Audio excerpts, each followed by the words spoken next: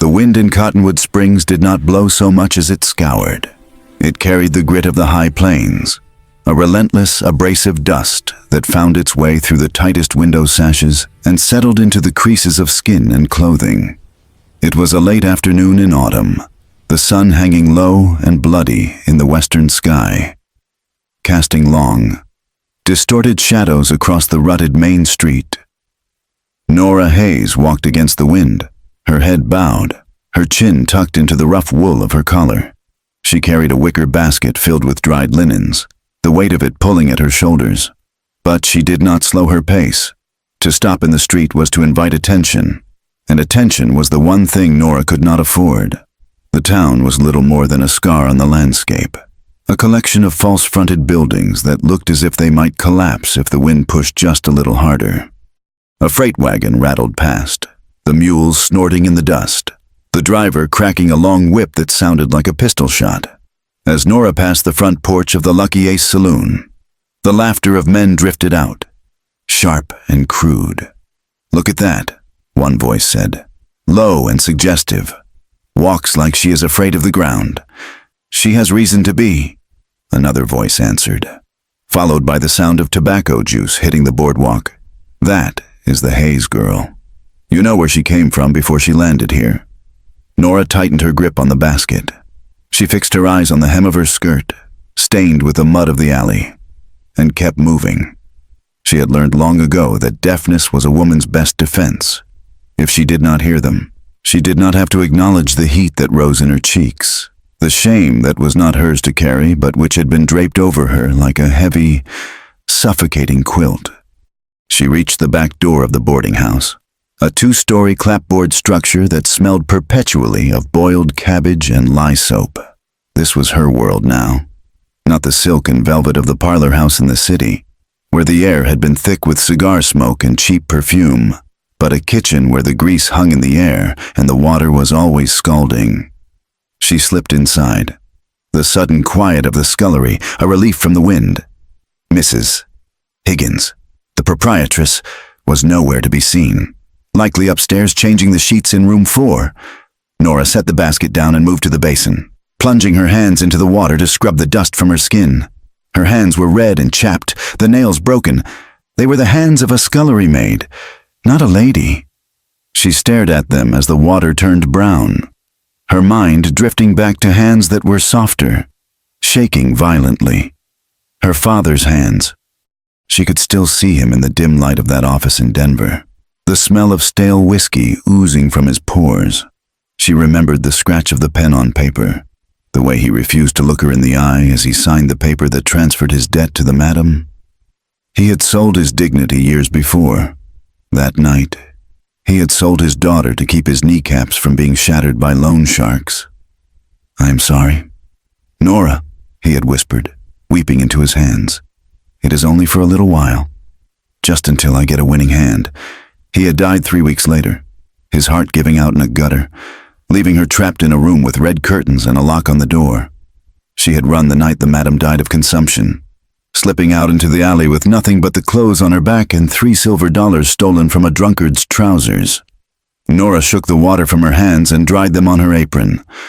The memory made her throat tight, a phantom sensation of choking that she could never quite wash away. She had come to Cottonwood Springs because it was small, because it was at the end of the rail line, and because she thought no one here would know her face. She was wrong. Rumors traveled faster than the telegraph in the West. Within a week of her taking the job at the boarding house, the whispers began. Respectable wives pulled their children closer when she passed on the boardwalk. The pastor at the little white church had preached a sermon on the Jezebel spirit, his eyes boring into Nora, where she sat in the back pew until she fled before the final hymn. She was marked. Nora turned back to the stove, stirring the large pot of stew that was simmering for the evening meal. The heat of the iron range flushed her face. She worked with a mechanical efficiency, chopping potatoes, slicing stale bread, keeping her mind blank. The back door opened with a sudden bang, letting in a gust of wind and the smell of approaching winter. Nora jumped, turning quickly, a paring knife still clutched in her hand. Thomas Alders stood in the doorway, blocking the fading light. He was a handsome man in the way a wolf is handsome. Sleek, well-groomed, with eyes that were too pale and too intent. He wore a suit of fine gray wool, a stark contrast to the rough denim and canvas worn by the other men in town. His father owned the bank, the dry goods store, and half the land east of the river. Thomas owned nothing but his name, yet he walked as if the very earth owed him tribute. "You are jumpy tonight." "Nora," Thomas said, stepping inside and closing the door behind him. He smiled, but it did not reach his eyes.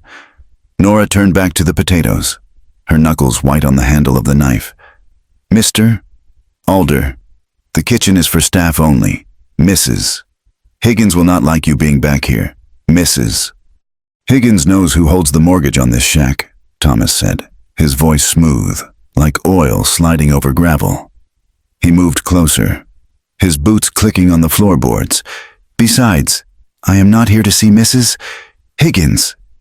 Nora moved around the central table, putting the heavy wood between them. "I have work to do." Thomas laughed softly. "You always have work to do, scrubbing floors, peeling potatoes. It is a waste. Nora, a woman with your talents. You know I can set you up in a house on the edge of town. You would not have to ruin your hands like this." Nora's stomach turned. She had heard this offer before, weeks ago, when he had first recognized her. He had been a patron in Denver, one of the men who liked to hurt things just to see if they would break. "I am not for sale."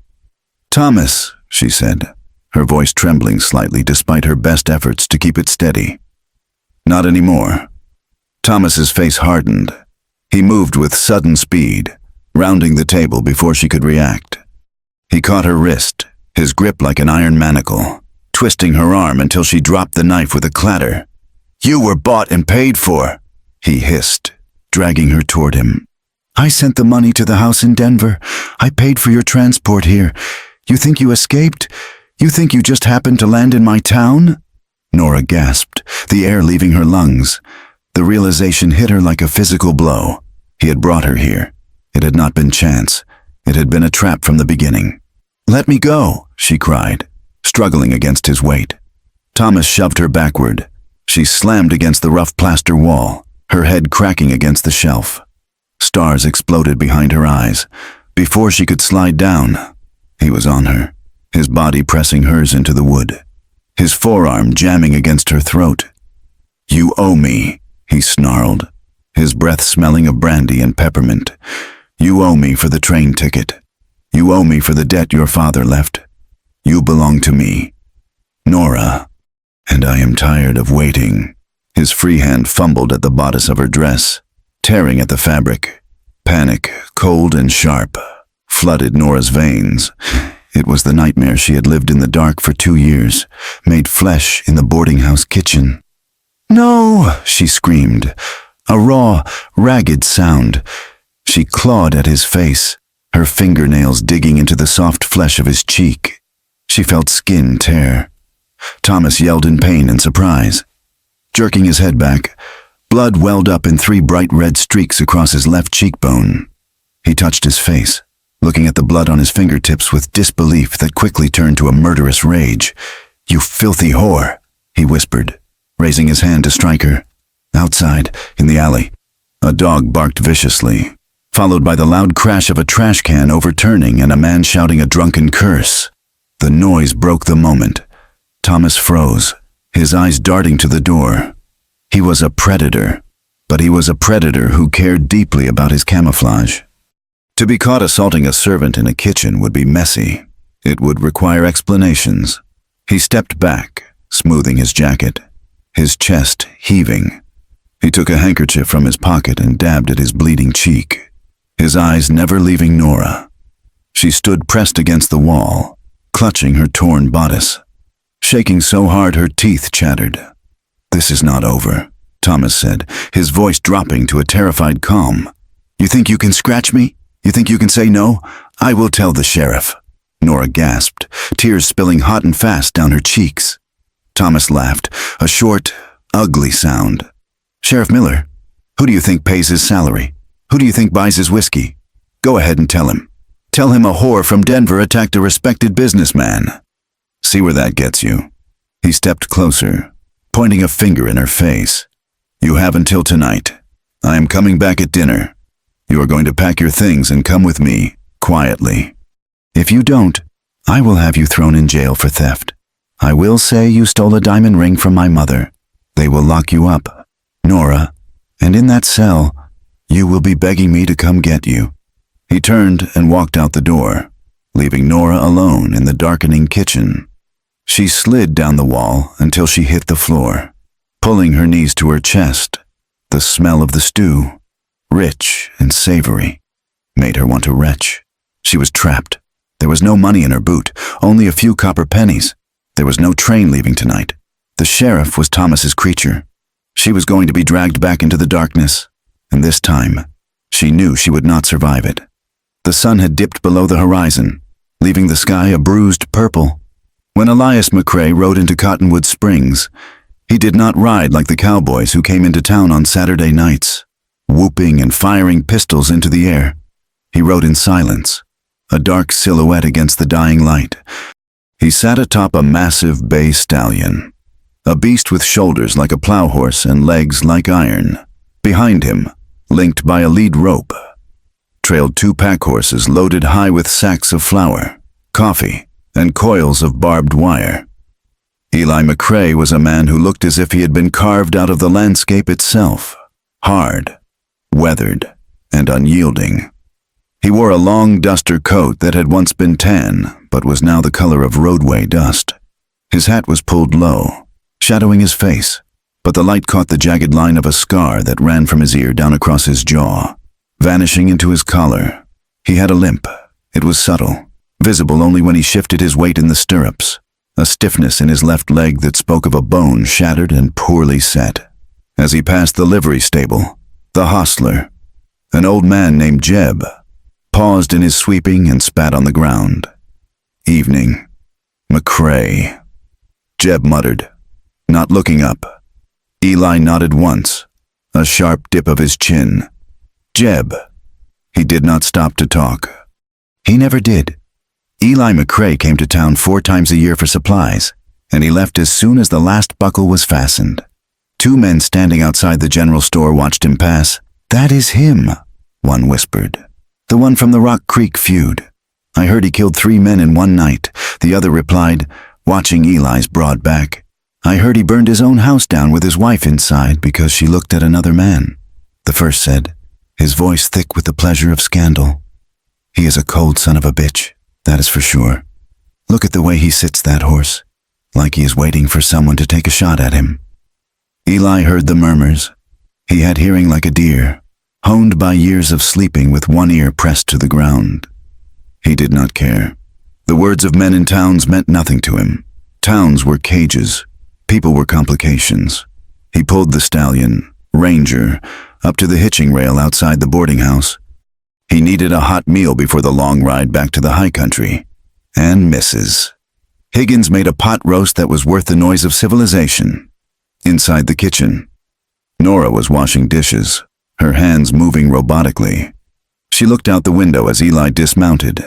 She saw the size of him, the width of his shoulders under the duster. She saw the way he tied the reins, a slip knot, easily released in a second. She saw him pause before stepping onto the boardwalk, scanning the street left and right. It was the movement of a hunted thing.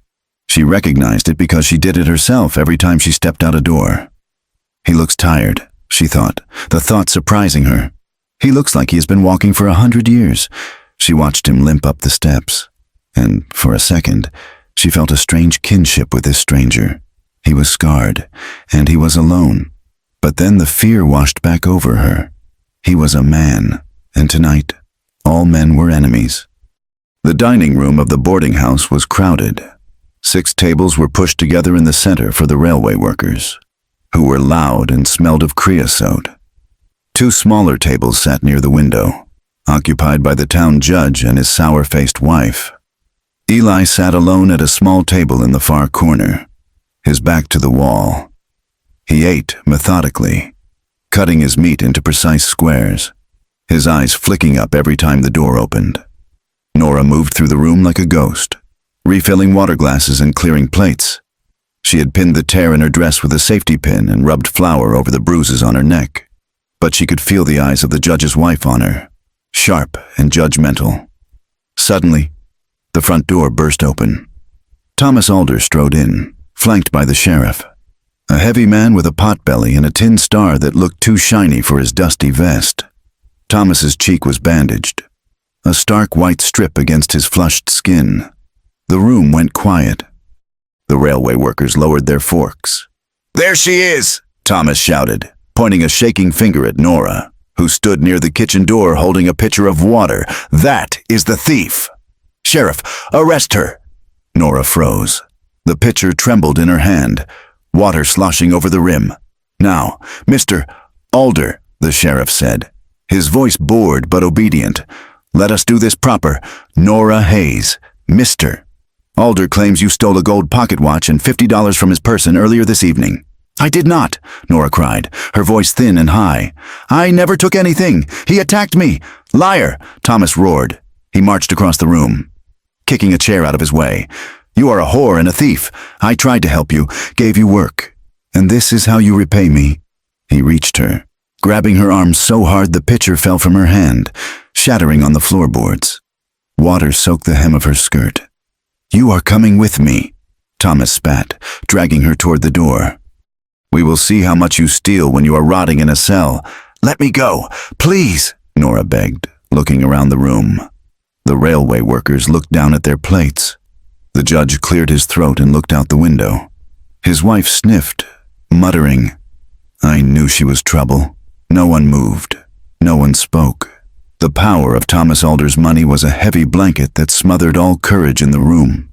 Thomas grinned, a rictus of triumph. He pulled Nora harder, enjoying her terror, enjoying the way she stumbled. "Let her go." The voice was not loud, but it cut through the noise of the room like a blade through canvas. It was a deep voice, rough with disuse, resonating from the corner. Thomas stopped.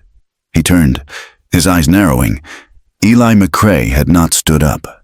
He was still sitting, his knife and fork resting on his plate. He held a coffee cup in one large hand, halfway to his mouth. He looked at Thomas with eyes that were the color of flint, gray, hard, and utterly unimpressed. Thomas sneered. "Stay out of this, rancher. This is town business." "I said, let her go," Eli repeated.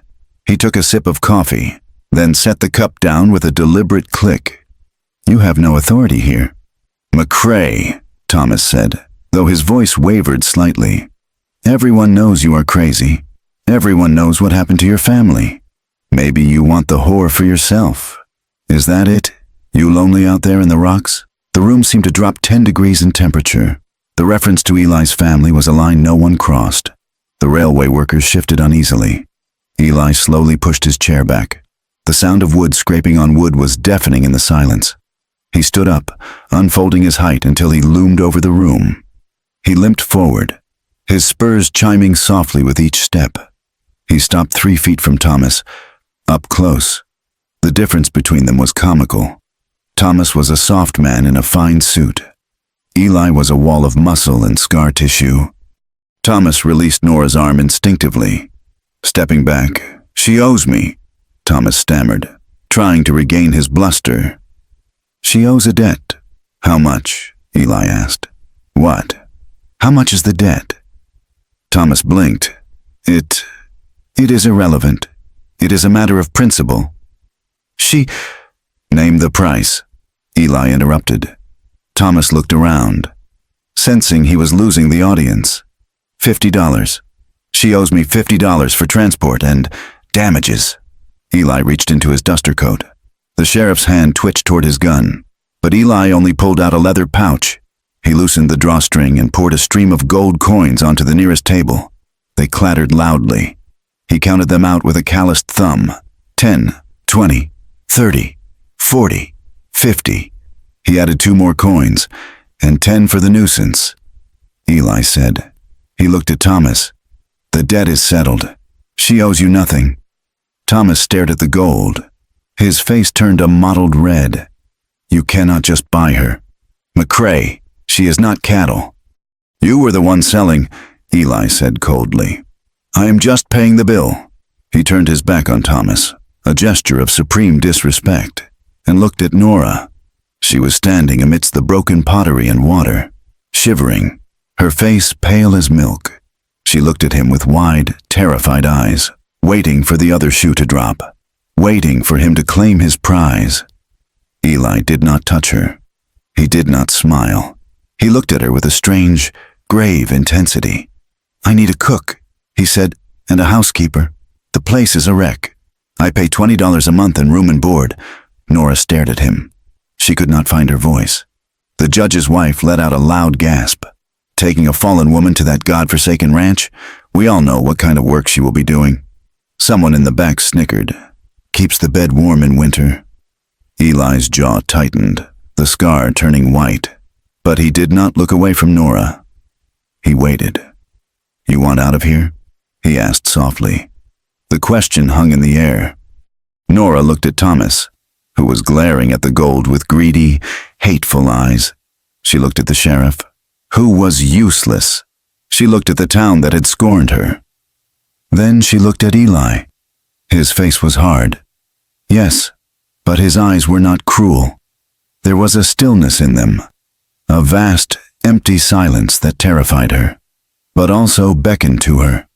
It was a choice between the wolf she knew and the bear she didn't.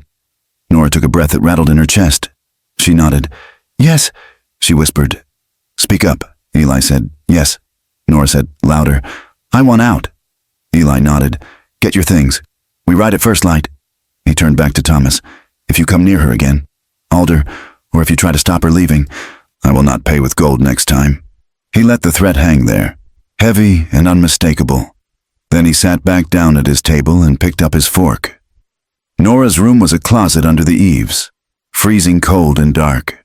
The wind rattled the shutters like a dying man trying to get in. She packed her bag by the light of a single tallow candle.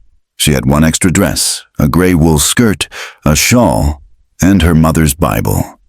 It did not take long. She sat on the edge of the narrow cot, her hands trembling in her lap. She had just agreed to ride into the wilderness with a man the whole town feared, a man with a dead wife and a reputation for violence. She touched the bruise forming on her wrist where Thomas had grabbed her. She was trading one prison for another. She was sure of it. Men were all the same in the end. They all wanted something. They all took, but as she listened to the wind howling outside, she remembered the way Eli had stood between her and Thomas. He hadn't looked at her body. He hadn't looked at her with that hungry, sliding gaze she knew so well. He had looked at her like she was a person in a bad spot. "You want out of here?" Nora blew out the candle, plunging the room into darkness. "God help me," she whispered to the empty room. "I do." Dawn broke over Cottonwood Springs like a bruise healing on the horizon, a streak of sullen purple bleeding into gray. The air was sharp enough to cut, smelling of frost and coal smoke. In the livery yard, the ground was hard as iron, the frozen mud ruts catching the heels of boots and hooves alike. Nora Hayes stood by the gate, her breath pluming in white clouds before her face. She wore her heaviest dress, the gray wool with the mended hem, and a shawl wrapped 3 times around her shoulders. But the cold still found its way to her bones. She clutched her small carpet bag with both hands, her knuckles white. Elias McCrae moved around the horses with a quiet economy of motion. He did not speak to her. He was checking the cinch on a small, shaggy mare that looked as if she had seen better winters. He tightened the strap, the leather creaking in the silence, and the mare grunted. Stomping a hoof. "This is Bess," Eli said, his voice rough with morning phlegm. "She is not fast, but she is sure-footed. Do not fight her mouth. She knows the way better than you do." Nora nodded, though he was not looking at her. "I have ridden before. Mr. McCrae. My father kept horses when I was a girl." Eli paused, glancing at her over the saddle. "That was a long time ago. Miss Hayes, the land out here is different. It does not forgive mistakes." He turned back to his own horse, the massive bay stallion named Ranger. The animal was a beast of war, nearly 17 hands high, with a chest like a whiskey barrel and eyes that watched everything with a nervous intelligence. Eli swung up into the saddle, the leather groaning under his weight, and looked down at her. "Mount up. We are burning daylight." Nora struggled onto the mare, her skirts tangling briefly before she settled. She felt exposed, perched up high, around the livery yard. The town was beginning to stir. The baker was scraping ash from his oven, and 2 men were loading crates onto a wagon near the general store. They stopped their work to watch, their eyes sliding over Nora with that familiar mix of judgment and speculation. She heard a whisper carry on the thin air. "Look at that, taking her out to the rocks. Reckon she is worth the trip." Nora kept her eyes forward, fixing her gaze on the back of Eli's duster coat. She would not give them the satisfaction of seeing her shame. They rode out of the yard, the horses' hooves clopping loudly on the frozen earth. As they reached the edge of town, where the buildings gave way to the endless, open prairie, a figure stepped out from the shadow of the jailhouse. It was Sheriff Miller. He leaned against a hitching post, picking his teeth with a splinter of wood. He wore a sheepskin coat that was too tight across his gut, and his hat was pushed back to reveal a hairline that was retreating from a greasy forehead. "Morning, McCrae," Miller called out. Eli pulled Ranger to a halt. The stallion danced sideways, sensing his rider's tension. "Sheriff, going for a little trip?" Miller asked, his eyes drifting to Nora. He smiled, a lazy, wet expression that made Nora's skin crawl. "You know, there are laws about transporting women of questionable character across the territory. We like to keep things decent in this county." Nora felt her face burn. She gripped the reins, wishing the ground would open up and swallow her. Eli did not smile. He rested one hand on the pommel of his saddle, the other hanging loose near his hip. "She is a hired hand. Miller, cook and housekeeper. Unless you have a law against a man hiring help, I suggest you step aside." Miller chuckled, spitting a piece of wood onto the ground. "Hired hand, is that what we are calling it now? Well, you be careful out there. Eli, a woman like that, she brings trouble, usually the kind that follows a man home." "She is not cargo," Eli said, his voice dropping an octave, becoming flat and deadly. "She is free to travel. And I am done talking." He clicked his tongue, and Ranger surged forward. Nora kicked the mare, following close behind, refusing to look at the sheriff as they passed. She felt his eyes on her back, sticky and unclean, until the town was just a smudge of smoke behind them. Once the buildings were gone, the world opened up in a way that was terrifying. Nora had traveled by train to get to Cottonwood Springs, watching the west blur past through a dirty window. But riding through it was different. There was no glass to separate her from the sheer, crushing size of it. The plains rolled out in every direction, a sea of brown grass that hissed in the wind. In the distance, jagged blue mountains tore at the sky, looking impossibly far away. The sky itself was too big, a vast, pale dome that made Nora feel like an ant crawling across a dinner plate. There was nowhere to hide. If God was watching, he could see everything. Eli rode ahead, a solitary figure cutting a path through the sagebrush.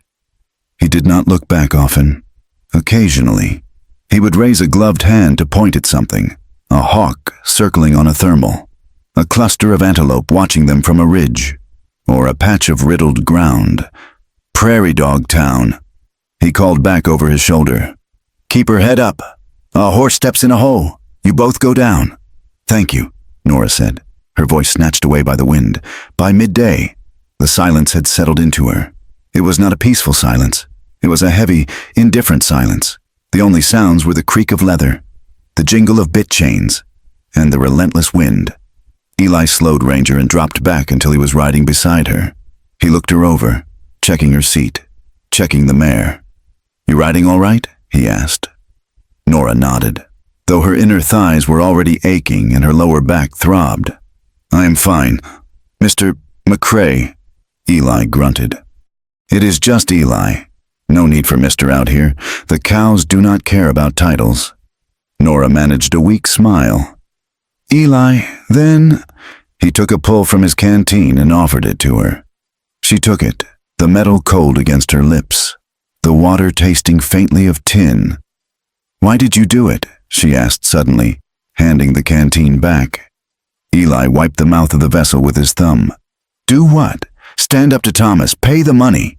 You do not even know me." Eli corked the canteen and hooked it back onto his saddle. He looked out at the horizon, squinting against the glare. "I know men like Thomas Alder," he said quietly. "I know what they do when they think no one is looking. And I needed a cook. My biscuits are hard enough to break a window." It was a deflection, and they both knew it. But Nora did not press him. She was learning that Eli McCrae was a man who rationed his words like water in a drought. By late afternoon, the sky began to change. The pale blue turned a sickly yellow in the west, and dark, bruised clouds began to pile up over the mountains, tumbling over one another in a race to cover the sun. The wind picked up, shifting from a steady breeze to gusts that slapped at their faces. Eli stopped, standing in his stirrups to study the sky. "Storm coming," he said, his face grim. "Moving fast. We need to cross the Washburn Gorge before it hits. If the rain starts up in the high country, that river will flash." He spurred Ranger into a trot. "Keep up, Nora. Do not lag behind." They pushed the horses, the easy pace of the morning forgotten. The landscape grew rougher, the rolling grass giving way to rocky outcrops and twisted scrub oak.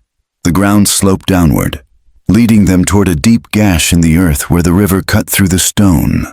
When they reached the edge of the gorge, Nora's heart sank. The river was already running high, a dark, churning ribbon of water that foamed white around the boulders. The crossing was narrow, a shallow ford that looked treacherous even in good weather. The wind was howling now, whipping Nora's hair across her face, stinging her eyes. "We have to go now," Eli shouted over the wind. "Follow my line. Do not let her stop." He drove Ranger into the water. The stallion hesitated, then plunged in, the water rising to his knees. Nora kicked Bess. The mare took 2 steps, smelled the ozone in the air and the rising damp of the river, and balked. She threw her head up, backing away, her hooves scrabbling on the slick river stones. "Come on," Nora cried, kicking harder. "Bess, move!" The mare panicked. She reared slightly, twisting her body. Nora lost her stirrup, sliding dangerously to the side. The river roared below them, hungry and waiting. Eli saw it happen. He spun Ranger around in the water, the massive horse fighting the current. "Hold on," Eli roared. He forced the stallion back up the bank, water spraying from Ranger's chest. He brought the horse alongside the dancing mare, reaching out with a long arm to grab Bess's bridle, wrenching her head down. "She is not going to cross," Eli shouted. "She smells the flood coming." Nora was clinging to the pommel, terrified. "What do we do?" Eli did not answer with words. He dropped the mare's reins and leaned over, wrapping his left arm around Nora's waist. "Let go of the saddle," he ordered. "What? Let go! I have got you!" Before she could protest, he hauled her out of her saddle. Nora gasped as she was lifted into the air, her legs dangling over the rushing water. For a second, she was suspended between the 2 horses, weightless and vulnerable. Then Eli pulled her across his lap, settling her sideways in front of him on the stallion's withers. "Leave the mare. She will follow if she is empty, or she will run back home. We cannot wait." He gathered the reins, his arms caging her in. Nora felt the heat of him instantly, a solid wall of warmth against her back. She was perched precariously on the stallion's neck, her legs hanging down on the left side, her hands grasping for purchase on the saddle horn. Ranger snorted, tossing his head, unhappy with the double weight and the smell of the storm. The horse felt immense beneath her, a living engine of muscle and bone. Eli tightened his grip, his chest pressing against her shoulder blades. He leaned close to her ear, his voice calm despite the chaos of the wind and water. "Too big. Just sit tight." He meant the horse. He meant the river. But as the words vibrated against her spine, Nora felt a flush of heat that had nothing to do with fear. The phrase settled deep in her stomach. She was acutely aware of his thighs bracketing hers, the iron strength of the arm locked around her waist. Ranger surged forward. This time, the entry was violent. The water hit them like a physical blow. Cold and heavy, the stallion stumbled, then found his footing, his powerful legs churning against the current. Nora squeezed her eyes shut, burying her face in the rough wool of Eli's duster. She could feel the river clawing at the horse, trying to drag them downstream. She could hear the boulders grinding together under the water. "Hold on, Nora," Eli murmured, his chin brushing the top of her head. "I have got you. We are all right." She realized then, with a jolt of clarity, that she was trusting him completely. She had known him for less than 24 hours. He was a stranger with a scar and a gun. But as the water rushed around her boots and the horse surged beneath her, she knew he would not let her fall. The crossing took a lifetime, though it was likely only 3 minutes. When Ranger lunged up the far bank, water streaming from his flanks, Nora let out a breath she didn't know she had been holding. The horse shook himself, a massive shudder that rattled Nora's teeth. Eli guided them up the slope to solid ground before reining in. He looked down at her, his face wet with spray. "You all right?" he asked. Nora looked at him, her hair plastered to her cheeks, her dress soaked to the knees. She started to laugh. It was a jagged, nervous sound, bordering on hysteria. "I think so," she gasped. I have never been on a horse this big." Eli's eyes crinkled at the corners. A faint ghost of a smile touched his mouth. "He is a lot of horse," he agreed. He swung his leg over the cantle and slid to the ground, landing with a heavy thud. He reached up, placing his hands on her waist to lift her down. For a second, as she slid down the length of him, they were chest to chest. Her feet touched the ground, but he did not immediately let go. His hands were large and warm through the damp wool of her dress. She looked up at him, her breath hitching. His pupils were blown wide, dark pools in the gray light. The electricity between them was sharp, sudden, and terrifying. Then he stepped back, his face closing down like a shutter. "We need to keep moving," he said roughly. "The rain is starting." He turned away to check the pack horses, which had managed to scramble across behind them, followed by a reluctant, riderless Bess. They pushed on. The storm broke over them with a fury that felt personal. The rain was cold, turning to sleet as the temperature plummeted. The wind shrieked through the scrub oak, bending the branches until they snapped.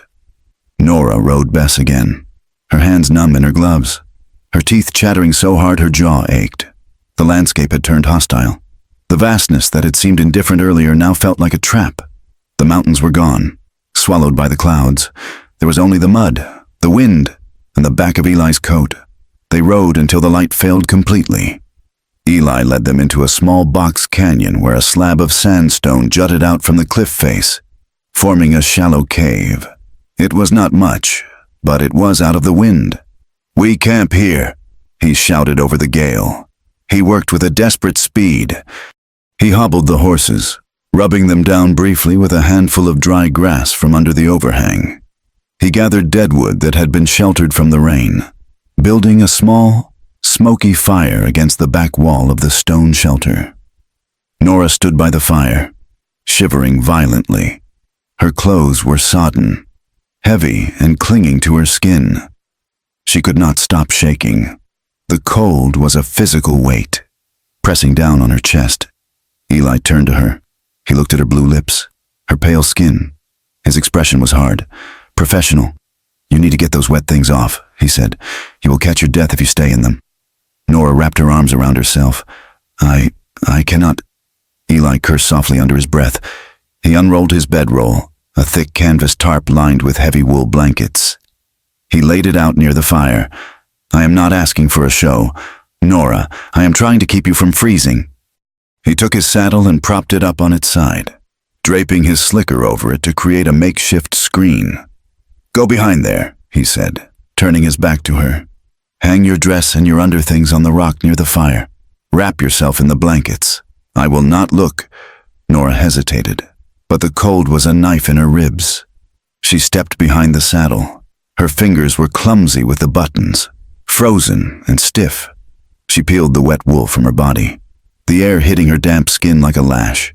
She stripped down to nothing. In the flickering firelight, she looked down at herself. The bruises from Thomas's hands were dark purple blooms on her pale skin. She saw the old scars, a cigarette burn on her shoulder from a drunk in Denver, a thin white line on her thigh where her father had once struck her with a belt buckle. She felt ugly, used. She hurried into the bedroll, pulling the rough wool up to her chin. The blankets smelled of horse, tobacco, and Eli. It was a masculine, earthy scent that was strangely comforting. "I am decent," she whispered, though her voice was barely audible over the storm. Eli turned. He did not look at the bundle of blankets. He moved to the fire, adding more wood. He sat down, staring into the flames. He was still wearing his damp coat, shivering slightly himself. The temperature continued to drop. The sleet turned to snow, hissing as it hit the fire. Nora lay on the hard ground, the cold from the stones seeping through the canvas. She curled into a tight ball, but she could not get warm. Her shivering became a convulsion, her teeth rattling uncontrollably. Eli watched her from the corner of his eye. He saw the way the blankets shook. He saw the pallor of her face in the firelight. He sat there for a long time, wrestling with himself. He was a man who had sworn off closeness. He had buried his heart in the ashes of his ranch house 5 years ago. Touching a woman, especially this woman, with her terrified eyes and her bruised spirit, felt like walking into a minefield, but he was practical above all else. "Nora," he said. She made a small, wretched sound in her throat. "You are hypothermic," he said flatly. "The fire is not enough." He stood up and began to unbutton his coat. "I am coming in," he said, "for warmth only. Do not get the wrong idea." Nora's eyes went wide. She started to protest, to scramble away, but her body betrayed her. She was so cold it hurt to breathe. Eli stripped off his coat, his boots, and his outer shirt, leaving him in his long johns. He lifted the edge of the blankets and slid in beside her. He lay with his back to her, leaving a clear 6 inches of space between them. He was rigid, his muscles coiled tight. "Go to sleep," he said. They lay there in the silence of the storm. The wind howled like a banshee. The cold crept in from the edges of the tarp, insidious and relentless. Nora shivered. The tremors were violent, racking her frame. Eli let out a long, resigned sigh. "Come here," he muttered. He rolled over and reached for her. Nora stiffened, panic flaring, but he did not grab. He simply opened his arm, creating a space. "It is just body heat. Nora, I promise." She hesitated for a heartbeat, then scooted backward. His arm settled around her, heavy and solid. He pulled her against him, fitting her back to his chest. The heat of him was shocking. He was a furnace. Nora gasped softly as the warmth began to seep into her frozen skin. She tucked her head under his chin, her body instinctively seeking the heat source. They lay still. Eli's heart was beating against her spine, a slow, steady rhythm. Thump, thump, thump, thump. It was the most grounding sound she had ever heard. Gradually, her shivering subsided. The terror of the day began to bleed away, replaced by a strange, heavy exhaustion. In the darkness, with the fire dying down to embers, the silence felt different. It was no longer empty. It was filled with the presence of the other. "My father used to gamble," Nora whispered. She didn't know why she said it. The words just fell out. He thought he was lucky. He was not. Eli did not move. He did not shush her. He owed $3,000. She continued, her voice sounding small in the cave. "To bad men. When he could not pay, he gave them me. He signed a paper, like I was a horse or a wagon." She felt Eli's arm tighten slightly around her ribs. A subtle pressure. "I'm sorry," he rumbled. His voice vibrated through her chest.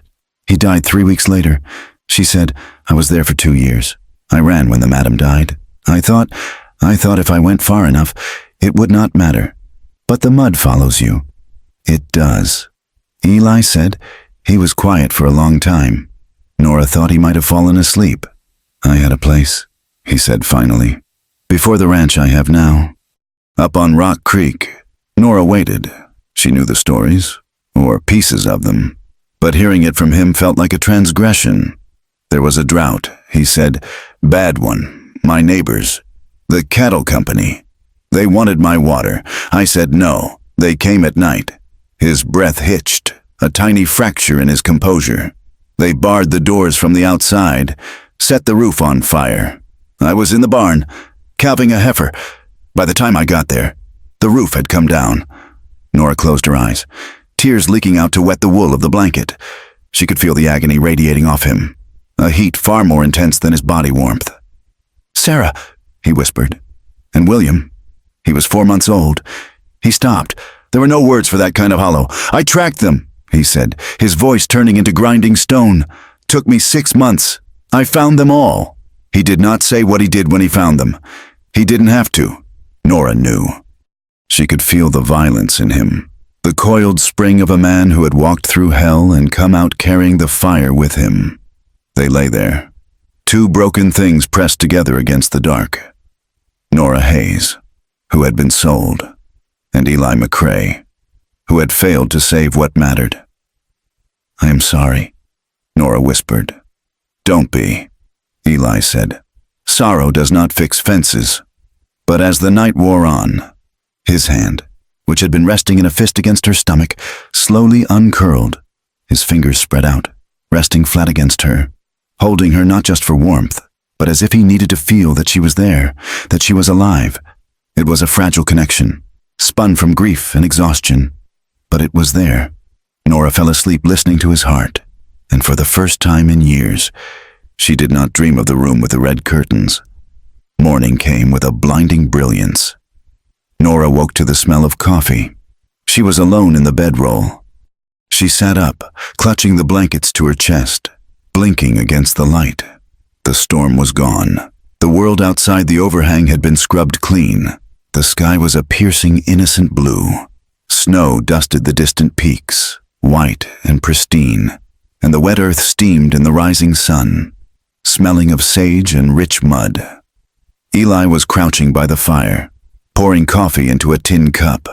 He was fully dressed, his coat buttoned to his chin. He looked tired, lines etched deep around his eyes, but he looked steady. "Morning," he said, not looking at her. "Coffee is ready." Nora scrambled to dress behind the saddle, her fingers fumbling. When she emerged, she felt shy, the intimacy of the night before hanging between them like a ghost. She took the cup he offered. "Thank you.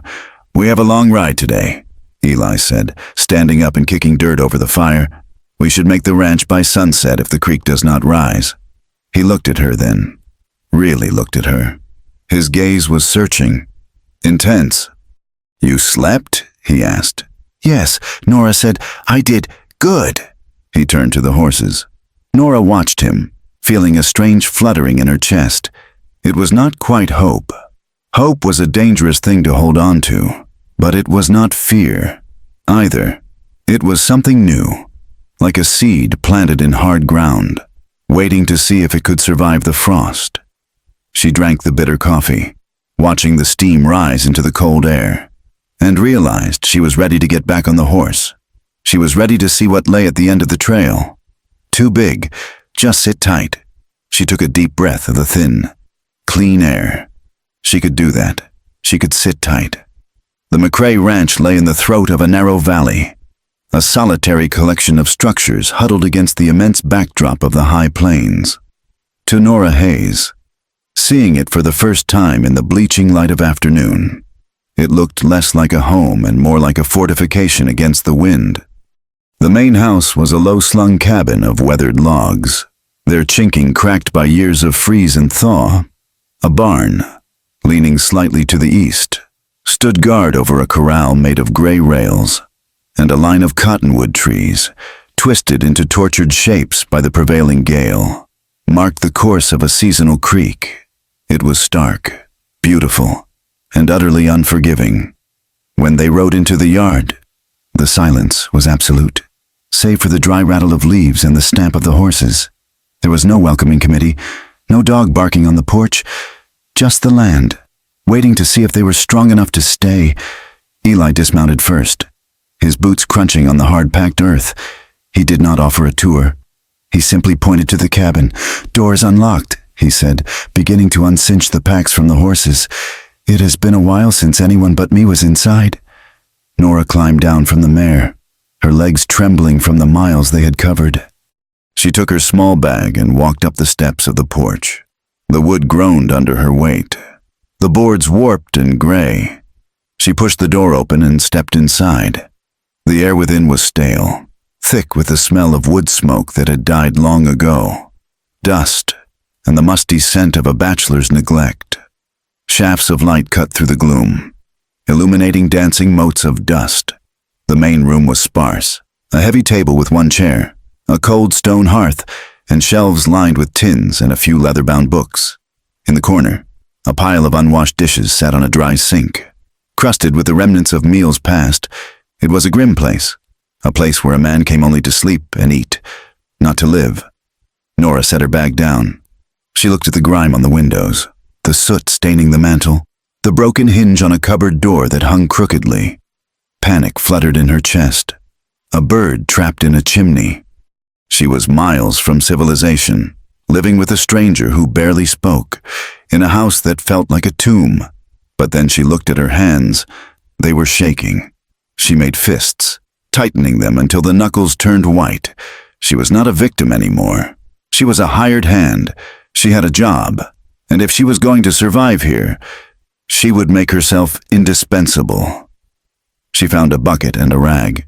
She walked out to the pump in the yard, filled the pail with freezing water, and marched back inside. She tied her skirt up, rolled her sleeves, and got to knees. She started scrubbing. For the next week, Nora waged war on the house. She scoured the floorboards until the wood shone pale and clean. She boiled the dishes in lye soap until the grease of months was gone. She beat the dust from the braided rugs, washed the windows until the mountains were visible through the glass, and organized the pantry tins by size and content. She worked until her back screamed and her hands were raw and blistered, but she did not stop. Work was a shield. As long as she was working, she was not thinking. As long as she was useful, she was safe. Eli watched this transformation with a wary unease. He was a man who had constructed his life around absence. He knew where every shadow fell in the room at sunset. He knew the silence of the house like he knew the back of his hand. Now, that silence was broken. He would come in at dusk, smelling of horse sweat and cold air, and the house would be warm. A fire would be crackling in the hearth. The smell of rising dough or stewing beef would hit him like a physical wall, stopping him in the doorway. One evening, he walked in to find a knitted shawl draped over the back of the spare chair. It was a simple thing, gray wool, frayed at the edges, but in the stark masculinity of the room, it looked explosive. It was proof of life, proof of her.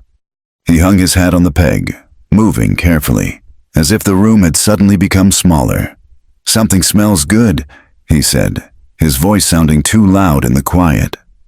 "Stew," Nora said without turning from the stove. "And biscuits. Though the flour is a bit weevil-eaten, I sifted out what I could." Eli sat at the table.